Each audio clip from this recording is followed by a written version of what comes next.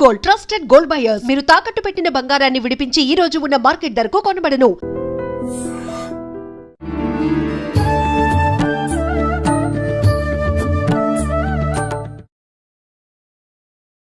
నమస్కారం, welcome to I dream.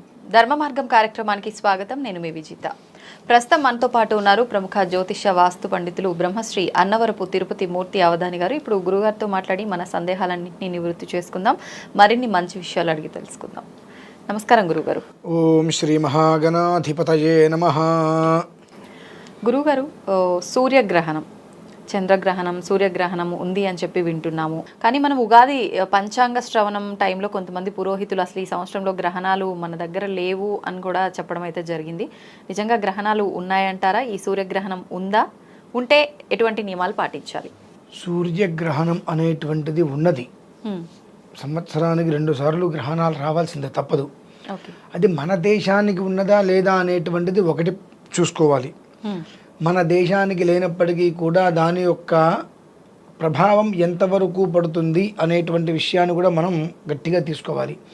ఎందువల్లనంటే జీవరాశులు కానీ జీవములు కానీ భూమి మీద ఉండేటువంటి విధానంలో ఖగహ అంటే ఆకాశ మార్గంలో కానీ జరిగేటువంటి మార్పులకి గ్రహణాలకి చాలా చాలా అనుసంధానాలు ఉంటాయి. ఒకప్పుడు చూసుకున్నట్లయితే భారత యుద్ధం, మహాభారతం యుద్ధం జరగడానికి 15-20 రోజుల ముందు ఈ సూర్యచంద్ర గ్రహణాలు 15 రోజుల ముందు రావటం జరిగింది. అలాగే మొన్న చంద్రగ్రహణం అప్పుడు కూడా మనం చెప్పుకున్నాం, సాయంత్రం టైంలో చంద్రుణ్ణి కనుక మనం చూసినట్లయితే తెల్లగా కాంతివంతంగా కాకుండా ఎరుపు రంగులో, అంటే ఆ కాంతి తక్కువగా చంద్రుడు మనకు దర్శనమిస్తాడు. స్వతహాగా పౌర్ణమి అంటే తెల్లగా నిండు చంద్రుడు పౌర్ణమిగా ఉంటాడు.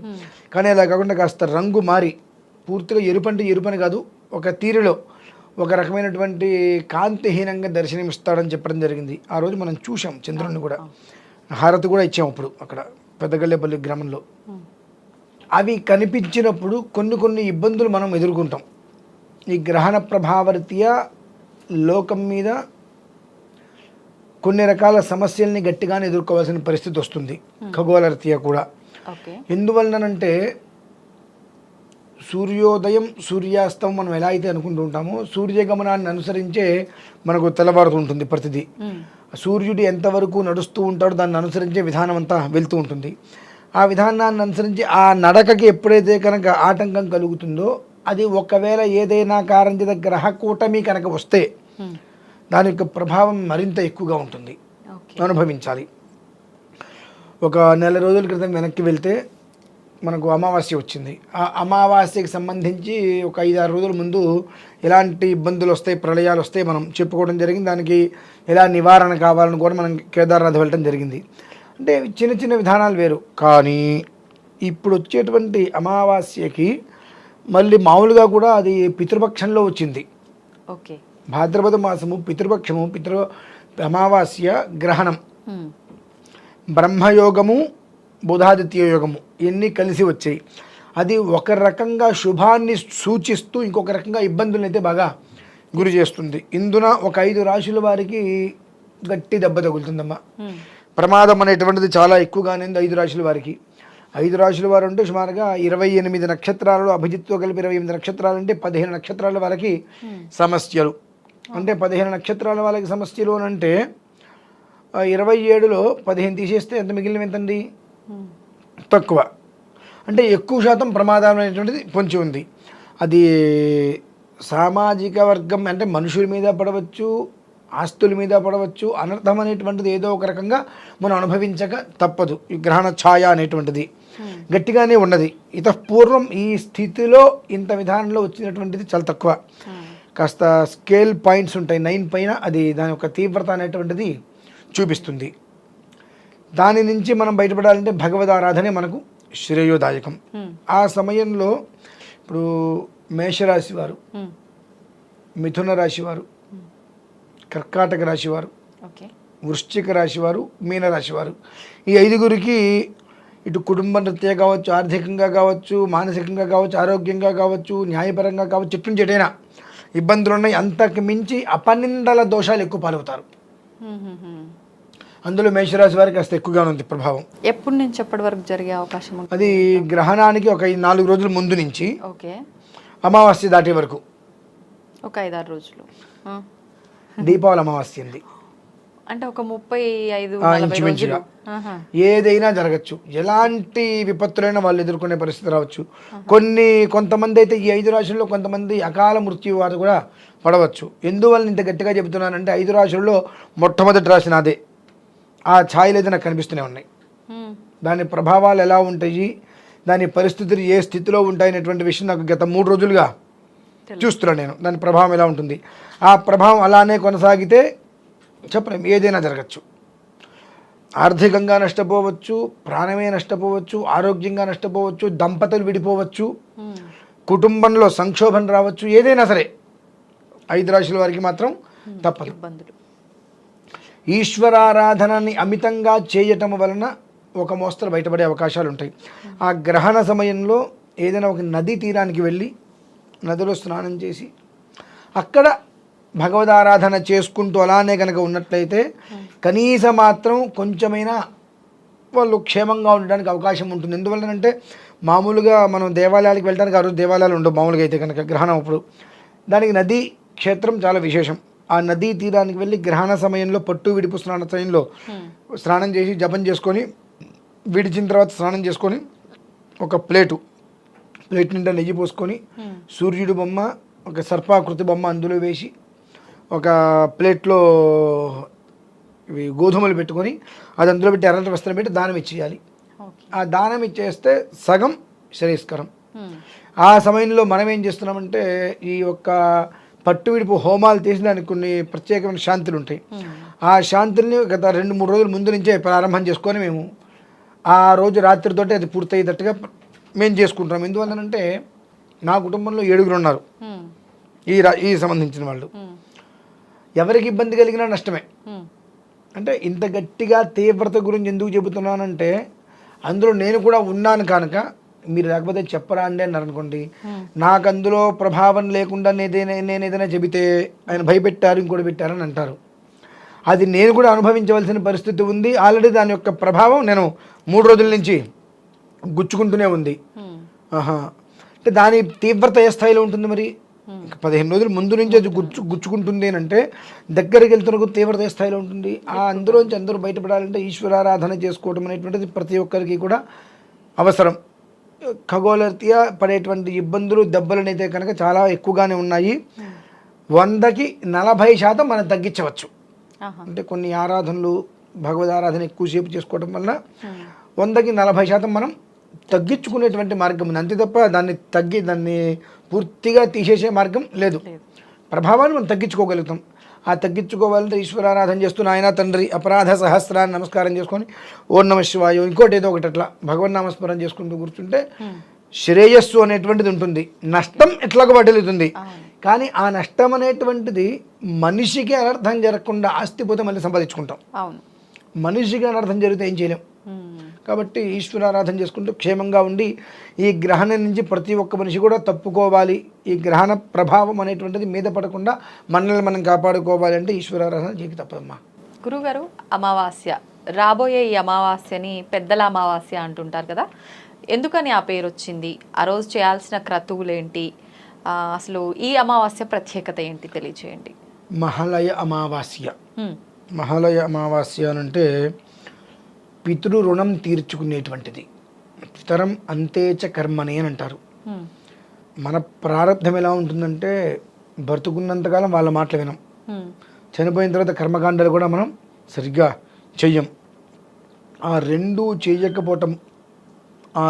చేయకపోవటం వలన తర్వాత తరం నుంచి పితృదోషాలు ఆపాదిస్తాయి.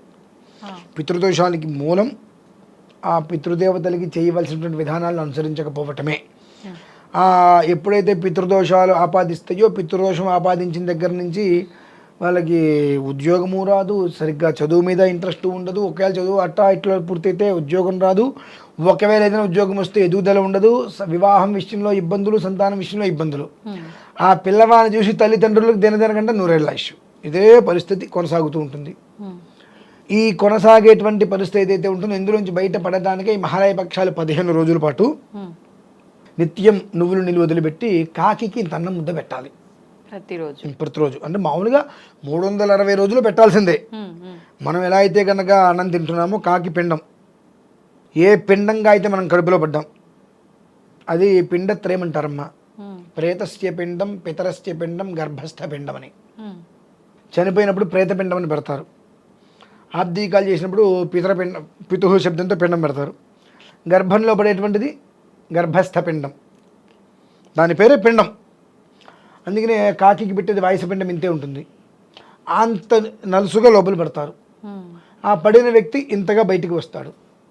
ఆ విధానాన్ని అనుసరించి వాడు ఇంట్లో ఆ తల్లిలో తండ్రి చనిపోయిన దగ్గర నుంచి వీడు బ్రతికినంతకాలం కూడా ప్రతిరోజు కాకి ముద్ద పెట్టాల్సింది మనం పెట్టం. ఎందుకంటే దానికి ఆహారం, చనిపోయిన వ్యక్తికి కూడా ఆహారం పెట్టాలి. కాకి రూపంలో వచ్చి తీసుకువెళ్తారు పితృదేవతలు. మనకు ఇప్పుడంటే పెద్దగా పట్టించుకోం కానీ పూర్వంలో ఇంటి ముందు కాకి వస్తుంటే చుట్టాలు వచ్చారనో, ఒక లేదంటే ఏదో పోస్ట్ వస్తుంది, మనీ ఆర్డర్ వస్తుంది, ఏదో ఒక రకమైన మనకు ఇండికేషన్స్ లాగా ఉండేవి. అలాగే నార్మల్ రోజుల్లో ఎలా ఉన్న ఆబ్దేకం రోజు నాడు 2-3 కాకులు ఇంటి చుట్టూదా తిరుగుతుండేవి. పెద్దలకి ఏమైనా శర్మని చేసినప్పుడు ఆ కాకి పిండం పెట్టగానే పట్టుకొని వెళ్ళిపోయేవి నమస్కారం పెట్టుకోగానే. అటువంటివి ఈ మామూలుగా సంవత్సరం ఎట్లాగో చెయ్యం. ఈ యొక్క 15 రోజులైనా రోజు నువ్వులు నీళ్ళు వదిలిపెట్టి అన్నం ముద్ద పెట్టి మీరు భోజనం చేయాలి. ఇవన్నీ చేయలేదు. ఆ పెద్దల అమావాస్య ఏదైతే ఉంటుందో ఆ రోజైనా సరే కనీసం ఈ పెద్దల్ని తలుచుకొని వాళ్ళకి చేయాల్సిన శర్మని పిండ ప్రదానాలు అవన్నీ ఖచ్చితంగా చేసి వాళ్ళని తృప్తిపరచాలి పితృదేవతల్ని. ఎందువల్లనంటే పితృశాపం అనేటువంటిది ఈశ్వరుడు వచ్చిన దాన్ని తొలగించలేడు. పితృశాపం ఈశ్వరుడు వచ్చినా తొలగించలేడు. ఎందువల్లనంటే నువ్వు ఎక్కడి నుంచి వచ్చావు, అసలు వాళ్ళ నుంచి నువ్వు వచ్చావు. వాళ్ళు లేకపోతే నువ్వు ఉన్నావా? లేవు. అటువంటి వాళ్ళకి నువ్వేం చేస్తున్నావు? నువ్వు పిండంగా కడుపులో పడితే ఆ పిండ రూపంలో కడుపులో పడ్డ దగ్గర నుంచి శిశువు రూపంలో బయటకు వచ్చేంత వరకు నేను జాగ్రత్త కాపాడుకున్నారు. 6వ నెలలో కూడా పిండం ఎలా ఉంది చూస్తూ ఉంటారు. ఇట్లా 7వ నెల వచ్చినప్పటికీ ఏంటంటే ఆ పిండ రూపంలో కడుపులో పడితే 10వ నెల నువ్వు బయటకు వచ్చేంత వరకు కూడా నేను జాగ్రత్తగా కాపాడుకుంటూ వచ్చారు. అటువంటిది మనిషి చనిపోయిన తర్వాత నువ్వు పెట్టలేకపోతున్నావు. ఆ దోషం అనేటువంటిది పూర్తిగా వంశాన్ని ఆపాదిస్తుంది. అంటే ఎవరైతే పెట్టలేదో వాళ్ళ సంతానం ఆపాదిస్తూ ఉంటుంది. అటువంటివన్నీ వెళ్ళిపోయి ప్రశాంతంగా ఉండాలంటే కనీసం ఈ 15 రోజులైనా నువ్వు చేయలేకపోయావు. అమావాస్య రోజైనప్పటికీ కూడా ప్రత్యేకంగా నువ్వు కనుక ఇటువంటి విధానాన్ని కనుక ఆచరించినట్లయితే ఈశ్వరుడు యొక్క అనుగ్రహం వల్ల పితృశాపం పితృదోషాలు తొలగిపోతాయి. అది చేయలేదా నీకున్న పితృదోషం పితృశాపం నుంచి ఈశ్వరుడు కూడా బయటకు పెట్టలేడు, నిన్ను అనుభవించాల్సిందే అది. దానికి తోడు ఈసారి విశేషం ఏమిటంటే మనకు ఈ భాద్రపద అమావాస్య గ్రహణం కూడా ఉంది. బుధాదిత్య యోగం, బ్రహ్మయోగం, పెద్దల అమావాస్య, మహాలయ అమావాస్య గ్రహణం ఇవన్నీ కూడా కలిసి వచ్చినాయి. అది కూడా ఆ రోజు ఉత్తర నక్షత్రం. ఇన్ని కలిసి రావటం వలన యోగం కూడా అద్భుతంగా ఆపాదిస్తుంది. కాబట్టి ప్రతి ఒక్కరూ కూడా పితృదోషాలు పితృశాపాల నుంచి బయట పడాలి అనుకుంటే కనుక ఖచ్చితంగా కనీసం అమావాస్య రోజైనా పరిపూర్ణంగా చేయవలసినటువంటి కర్తవ్యాలన్నీ కూడా నిర్వర్తించినట్లయితే సుఖంగా క్షేమంగా ఆ కుటుంబం అనేటువంటిది వృద్ధి చెందుతూ ఉంటుందండి. అంటే బ్రాహ్మణులను పిలిచి మళ్ళీ కార్యక్రమం చేయించాలి. అదే మా ఇళ్లలో అయితే ఒక 8 గంటలు పడుతుంది కార్యక్రమం. ఉదయం 9 గంటలకు ఆచమ్య కేశవ స్వాహ అంటే వచ్చిన వాళ్ళందరికీ 5-6 బ్రాహ్మణులు పిలుస్తాం. వాళ్ళకి భోజనాలు పెట్టి వాళ్ళ కాళ్ళు కడిగి అన్నీ చాలా ఉంటాయి. అవన్నీ చేసి వాళ్ళందరినీ పంపించి మేము భోజనానికి కూర్చునేప్పటికి 5 అవుతుందండి సాయంత్రం. అంత పెద్ద కృతి ఉంటుంది. ప్రతి ఒక్కరు అలాగా చేయాలా? అవసరం లేదు. మా ఇళ్లలో విధానం అది. ఒక్కొక్కరికి ఒక్కొక్క విధానం చెప్పడం ఉంటుంది. పిండితో చేస్తారు, బియ్య పిండితోటి. వాళ్ళకి సుమారుగా ఒక 2-2.5 గంటలు ఉండే విధానాన్ని గంటన్నర 2 గంటలు 2.5 గంటలు అట్లా సమయం పడుతుంది. అంటే పేర్లు ఎన్ని ఉండే విధానాన్ని అనుసరించి ఎక్కువ టైం పడుతుంది. ఒక 50-60 పేర్లు అనుకోండి ఎక్కువ టైం పడుతుంది. అంతమంది అనుకోండి అయిపోతుంది. అవన్నీ ఏం చేయలేము అని అంటే ఇప్పుడు చాలా మంది చూస్తుంటాం కదా, వాళ్ళ ఫోటో పెట్టి నచ్చినవి వండి పెట్టి దండం పెట్టుకుంటారు. అలా సింపుల్ గా చేసేస్తే ఇంకా చెందదా? ఎందుకు అవసరం ఏంటి? దాని ఉపయోగం ఏంటి? వాళ్ళకి పెట్టవలసిందే పిండ ప్రదానం. వాళ్ళకి పెద్దలు చనిపోతే వాళ్ళకి పెట్టేదే పిండం. అది పెట్టడానికి నేను వండి పెట్టేస్తాను ఉపయోగం ఏంటమ్మా? ఆ ఫోటో ఉండాలి, కానీ అక్కడ ఆ వైదిక క్రతం ఈ 15 రోజులలో ఏదో ఒక రోజు కుదిరిన వచ్చేయండి, కుదిరిన రోజు ఏదో కుదరలా, కనీసం అమావాస్యని మిస్ చేయకుండా ఆ పెద్దలకి చక్కగా వాళ్ళ దర్భంతో ముడివేసి పెడతారు. నువ్వులు వస్తాయి, మళ్ళీ దర్భపులు వస్తాయి, బియ్యం వస్తాయి, ఎవలు వస్తాయి, అవన్నీ అక్కడ పెట్టుకొని గంధం తీసుకొని ఒక్కొక్క దానికి ఒక్కొక్క రకంగా అర్చన మొత్తం చేసుకుంటూ వచ్చి వాటికి కాళ్ళు కడిగినట్టుగా. అయితే మీ మామూలుగా బయట పొత్తర్లు పెడుతూ ఉంటారు, అంటే విస్తరాకులు పెట్టేసేసి బియ్యము ఉప్పు పప్పు అవన్నీ స్వయంపాకంలాగా అన్ని వరుసగా పెట్టి దానికి విధానాలు మొత్తం పూర్తి చేసి ఇస్తూ ఉంటారు. ఇది చేయకుండా నేనేదో ఫోటో పెట్టేస్తాను, వంట చేస్తాను, ఉరికే పెట్టేస్తాను, ఉపయోగం ఏంటమ్మా? వాళ్ళు నీకు జన్మనివ్వడానికి ఎంత కష్టపడి ఉంటారు? నీ జన్మ సార్థకత చేయడానికి నువ్వు ఎంత కష్టపడాలి అంటే, నీ కడుపులో పడ్డ దగ్గర నుంచి కూడా నీకు పెళ్లి చేసి నీకు పిల్లలు పుట్టి వాళ్ళు చనిపోయేంత వరకు కూడా నీ క్షేమాన్నిగా కోరింది. చనిపోయిన తర్వాత సంవత్సరానికి ఒక రోజు ఇంత పిండం పెట్టడానికి కూడా మనకు కుదరట్లేదు అంటే ఎట్లమ్మది? అది కరెక్ట్ అయిన విషయం కదా. అదేనంది, ఇటువంటివి చేస్తున్నాము, దాని ప్రభావం పిల్లలకి అంటుతుంది. తర్వాత ఆ పిల్లలు అనుభవిస్తారు, ఎదుగుండదు పాపం, కష్టపడుతూనే ఉంటారు. ఎంత కష్టపడుతూ ఉంటారో అంతకంతే ఉంటారు, ఎదగలేరు. ఆ కష్టపడినంత ఏమవుతుందో తెలీదు. మరి ఏంటండి పరిస్థితి? ఇప్పుడు ఎందుకు కష్టపడతారు? ఎదగాలి, స్థిరపడాలనే కదా. ఎంత కష్టపడుతున్నా అక్కడే ఉంటున్నారు. మీరు ట్రెడ్మిల్ మీద 2 గంటలు పరిగెత్తండి, ఎక్కడ ఉంటారు? మామూలుగా 2 గంటలు నడిస్తే ఎందుకు కూడా వెళ్ళిపోతాం, ఒక 2 కిలోమీటర్లైనా వెళ్తాను. 2 గంటలు నడిస్తే, అదే ట్రెడ్మిల్ 2 గంటలు పరిగెడితే అక్కడే ఉంటాం. అలానే ఉంటుంది మా పరిస్థితి. అంతే. అయితే కానీ చాలా కాలం నుంచి చాలా మంది ఇలానే చేస్తుంటారు కదా. పూర్వకాలంలో లేని ఎన్నో రకాల దోషాలు ఇప్పుడు ఎందుకు వస్తున్నాయి? ఇవన్నీ చేయకపోవడం వల్లేనా? ఇప్పుడు మనకు స్తోమత లేక చేయలేదు అంటానికి కూడా అర్హత లేవు. ఎందుకనంటే తండ్రికి దద్దరం పెట్టడానికి స్తోమత లేదు, పుట్టినరోజు చేసుకోవడానికి స్తోమత వచ్చిందా, పెళ్లి రోజు చేసుకోవడానికి స్తోమత వచ్చిందా? న్యాయంగా మాట్లాడుతున్నాను నేను. తల్లికి తండ్రికి దద్దరం పెట్టి ఇంత పిండం పెట్టడానికి, ఒక ముద్ద పెట్టడానికి స్తోమత లేదంటే నాకు, అదే ఇంట్లో ఏదైనా పండగ చేసుకోవడానికి పబ్బం చేసుకోవడానికి స్తోమత వస్తుందిగా. నీకు నిజంగా స్తోమత లేదంటే అది కూడా నీకు ఉండకూడదు, అది కూడా ఉండకూడదు నీకు స్తోమత. అది స్తోమత లేకపోవడం అంటే. కానీ నీకు రోజు నీ నిత్యకృత్యాలు ప్రతిదానికి కూడా ఉపయోగిస్తూ అవసరం వస్తూ అన్ని రకాలుగా తీర్చుకుంటూ తల్లికి తండ్రికి పిండం పెట్టాల్సి వచ్చేటప్పుడు నాకు స్తోమత లేదని నేను చేయలేను అంటే అది కాపాడుతుందా నిన్ను? రేపొద్దు నీ కొడుకు ఇదే పని చేస్తే నువ్వు ప్రేత పిశాచలాగా రోడ్డు మీద తలకిందులు వెళ్ళాడుతూ ఉంటాడు, పిశాచమైపోయి. అవసరం అండి అవి? ఒక్క ముద్ద పెట్టడానికి ఏమైందండి? బియ్యపిండి 100 గ్రాములు అవుతుందిగా, బియ్యపిండి 200 గ్రాములు అవుతుందిగా. ఒక అరటిపండు అంత బెల్లం వేసి పాలేసి గట్టిగా మొత్తం ముద్దలు చేసేసి ఆరాధన చేసుకొని అర్చన చేసేసుకొని ఆ పిండ ప్రదానం పెట్టి అంత బెల్లం మొక్కన వేదన పెట్టడానికి ఏమవుతుందండి? ఓ 2 గంటల సమయం పోతుంది, ₹1 ఖర్చు అవుతుంది, అంతే కదా. మళ్ళీ సంవత్సరం వరకు వాళ్ళు మొహం చూడట్లేదు కదా. అంటే ఇంక ఇప్పుడు ఈ అమావాస్యకు చేస్తే మధ్యలో వాళ్ళ తిథి ప్రకారం చేయొద్దా? తిథి ఎట్లాగో మనం చేయాలి, అది చెయ్యం కదండి. అంటే అది చేసే వాళ్ళు ఇప్పుడు చేయకపోయినా పర్లేదా? చేయాల్సింది. ఇప్పుడు మీకు అంటే కోపం రాదండి, ఒక మాట చెప్తా. అంటే మీకని కాదు, వివాహమైంది, పెళ్లి రోజు ఎందుకు చేసుకుంటున్నారు?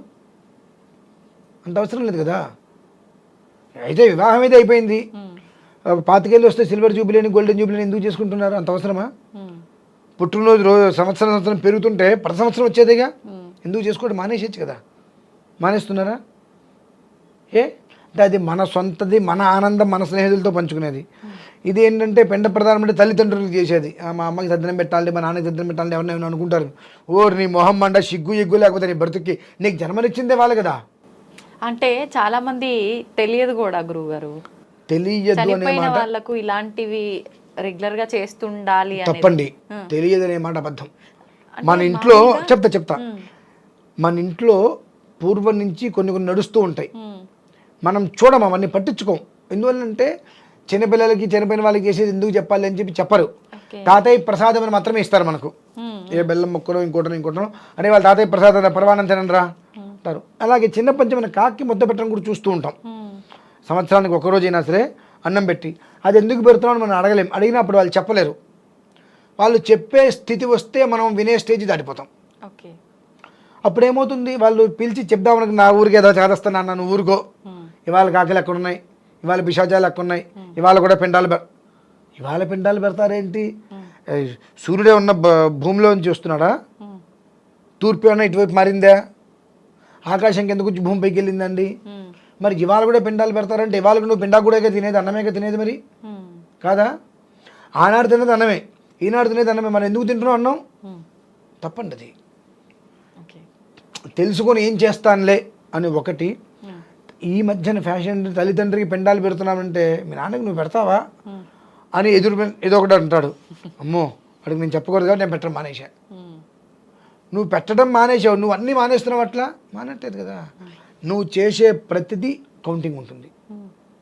ఆ కౌంటింగ్ అవుతుంది నీ పిల్లలకి ఎదుగుదల లేకపోతుంది.